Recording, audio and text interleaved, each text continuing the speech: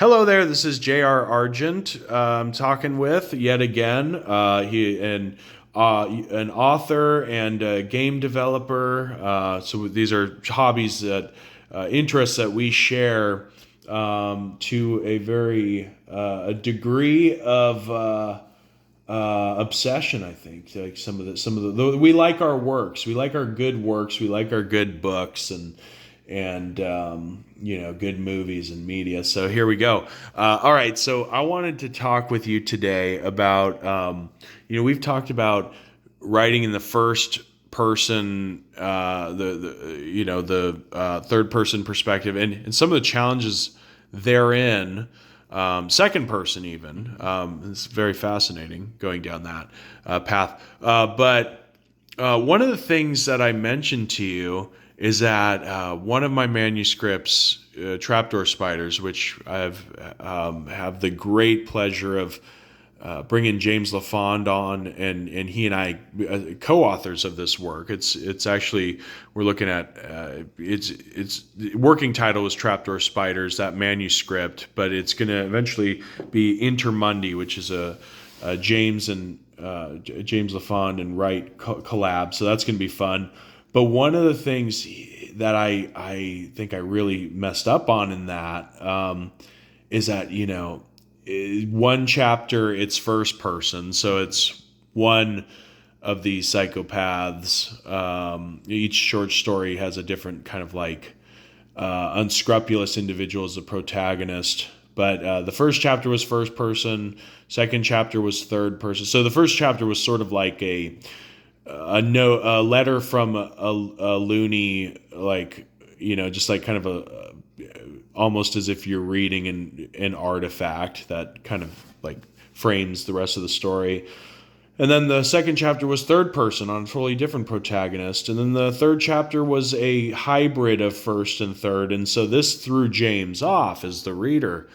And it's something that I wondered if it would, kind of like if it was too jarring, and it was exactly that. Jumping from first to third to like, it really, we needed more grounding. So anyways, that's all a lot to say that this is an important thing. And I want to hear your experiences going from mainly being a third person author to going first person. So what really helped my experience is I knew I could write third person. I always had growing up, even like with school projects and things. So I knew I was adept at that in the very least. First person I'd always struggled with because I guess I'm an empathetic person, but I am maybe not as sympathetic. I don't know. Or I guess empathy both ways. Emotionally, I'm very empathetic for people, but I can't put myself completely in their shoes. I can't pretend I know what they've experienced because I myself am quite sheltered in a lot of ways. So it's difficult for me to throw myself into those situations and predict how someone would act. So I started trying to hone my craft, and what really helped that is the fact that I've been DMing/GMing for 10, 15 years. Once I started thinking about it like that, I realized as a GM, the GM has to embody a third-person omniscient role, but also whenever they take the body of a character, whenever they're playing a character that the NPCs, not the NPCs, but the PCs are talking to, the player characters. Yes. I have to be first-person omniscient at the same time. Oh, yeah, you're doing both, aren't you? So, as a third person and a first-person narrator, interactive piece, I was able to reframe. And I think that's what you This is why you have to use different voices too. Exactly. Because they've got to be able to see where the third person narrator ends and where the first person NPC and that's begins. What I was going to get at. I think the place where James struggled to get in is as a viewer, you have to watch the changing of the lens. Yes. If you're watching somebody with a camera, like if you're watching a film, and suddenly it goes from widescreen to a 4:3 aspect ratio. Yeah. You're shocked. You're like, oh, my film must have glitched. There is a problem here.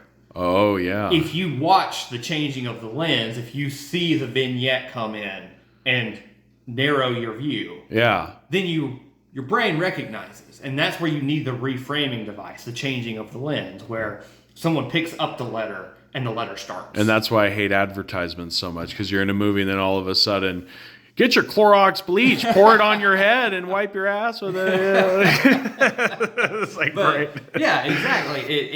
It's there's that shock. And if you were going for an experimental piece or someone with madness, going back and forth between third and first person is something that would work. In my piece, Bit by Bit, I intend on finishing the piece written in third person. Yeah. It's going to be a first person experience, but after the final climax, there is going to be a medical event that occurs. Yeah. And the main character is going to switch from first person to third person, which is going to present a question. Yeah. Like, the point of switching has to have a narrative impact, I think. Yeah. Whether that be to lose the reader or to continue on that like path, that theming you're building. I love it. And you got me thinking of a new topic we can explore in the next video, which is storyless stories. I kind of got out of that. Like, okay, you're insisting upon a meaningful narrative decisions that occur. What about a one that doesn't rely so much on the conventions of that? But we'll talk about it. All right.